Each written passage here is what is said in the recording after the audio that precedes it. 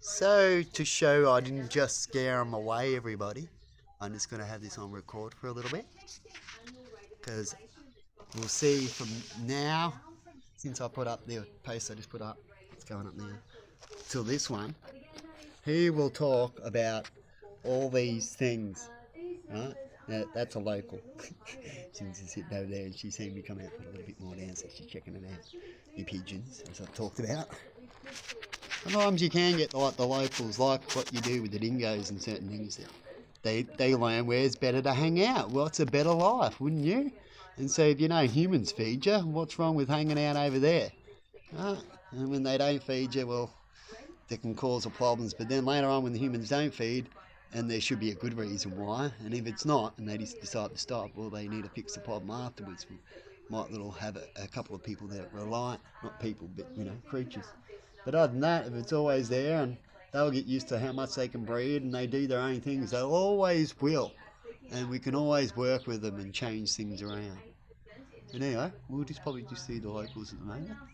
But we've had the galahs a lot, which I've shown you the last week. But the last day or so, it's starting to die down, which is what I'm talking about, because it's a good day for them. But that won't mean they won't turn up. They like to turn up and say hello in the mornings, just for fun. They just fly around and they spark and they turn up a lot and just be on the fence and have a drink and don't really worry about the food too much. Might even have a little nibble and take off, a lot of them, right? While there's still food there. Because it becomes like a hangout spot, which is why I'm trying to make it nice out there besides for myself. The birds help me motivate what I want to have out there, which is one, making a nice pond in a certain way and doing certain things. Because I like to see how they would like it as well. I'm about to fix out there the wiring soon. I'm going to have to make it so it's thicker and more stuck on the big babies that landed on it. I wasn't expecting the big cockies when I made it because I only glued it on there and a little bit of epoxy to hang it on there. So it held for a little while when landing on it, but they're broken off now, as you can see, and it's like, ah. But I need some financial stuff when it comes to fixing this, and doing that, and this, and this, and that. So it's just going to sit there for the moment, but I will get some more I can, plus the time as well. I'm put my time here, there, everywhere, but what's on the important list and what should be done and stuff like that. But it will get fixed soon. When it gets fixed, I'll show you and you will see it. But I'll fix it again so it's got little wild loops and I might even upgrade it and change it in some sort of way. While I'm at it, when I go to do it. We've got some nice, lovely butterflies out today. I've seen some white ones. Flapping around. It's a beautiful day. And it looks like the other pumpkin seeds. See some of the seeds, how they sprout differently? Everything's always different. Sometimes when they don't sprout, people tend to overwater them, so do I. Sometimes you just got to keep doing the natural thing and they'll just come a bit later. And the other pumpkin seeds on the other side are just starting to sprout now. I can see a few more. So I'll have to do the count on the next sprout. Decided to sprout. I'm about to pull that container apart, that one there, and then fix the top. I'm hoping most of them are sprouted. They look pretty bunchy. I did put a lot in there.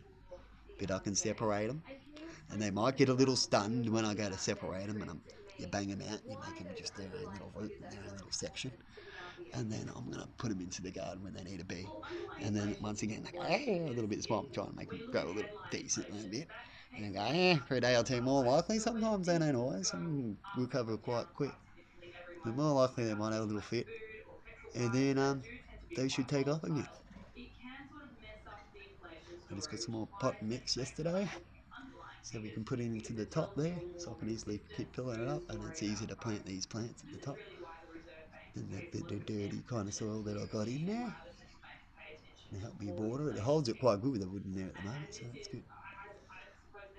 But what I really want to do, if I could have done, was I would have ran a hose up in the box. So if you've got money, people, run one of those leaky hoses where you can plug them in and then just leak into the ground, right?